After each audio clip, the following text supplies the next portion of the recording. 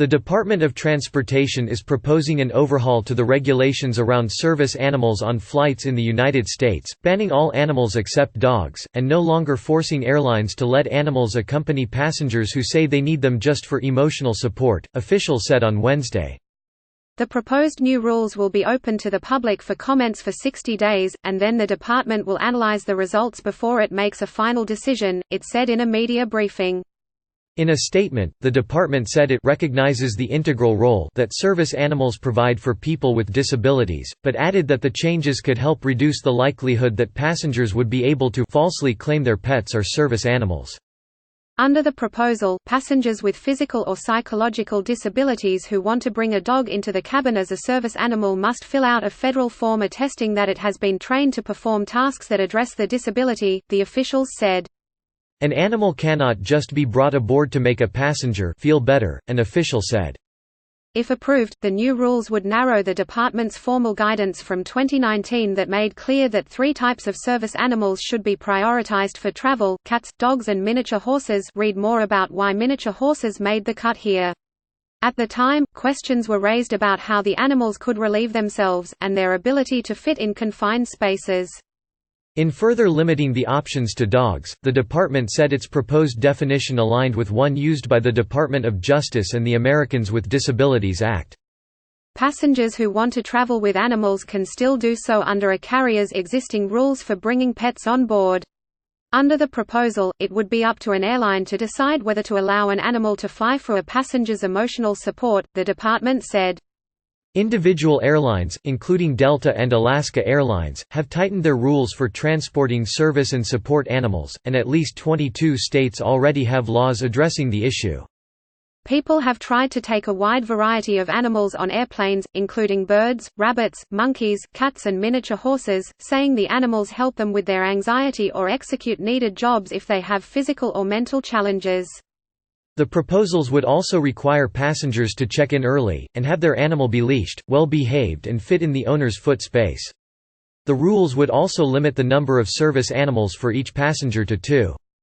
Fines and a possible jail term would be the consequence of knowingly lying on the federal form needed to attest to the animal's training. Some organizations that work in passenger and disability advocacy said the proposed rules were misguided. Douglas Kidd, the executive director at the National Association of Airline Passengers, a non-profit organization that does advocacy work, said in a telephone interview that airplanes were already cramped. He added that airlines should accommodate animals in cabins by creating more space for passengers, and improve air filtration to reduce the possible effect of allergens. Saying they are just going to restrict it is not going to do it, Mr. Kidd said of the department's proposals. As airplanes get more and more full, there is hardly room for the people on board the plane, much less an animal, especially when they have reduced the legroom. Kurt Decker, the executive director of the National Disability Rights Network, said the proposals could make it harder for people with disabilities to travel because they restrict the size of the animals. This is entirely due to airlines reducing space between rows and squeezing passengers into smaller and smaller seats, so small that there is now no longer room for a service animal on some planes, he said in a statement. Cramped space on planes is a nuisance to all travelers, but it now prevents some people from traveling at all. But the Association of Flight Attendants, the trade union that represents nearly 50,000 flight attendants at 20 airlines, welcomed the proposals, saying that passengers claiming pets as emotional support animals have threatened the safety and health of passengers and crews in recent years while this practice skyrocketed.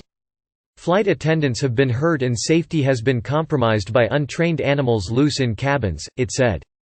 Untrained pets should never roam free in the aircraft cabin, the association said. The days of Noah's Ark in the air are hopefully coming to an end. Kenneth Mendez, the president of the Asthma and Allergy Foundation of America, said the proposed rules might help curb some of the abuses by people taking animals on airplanes and saying they were there for emotional support.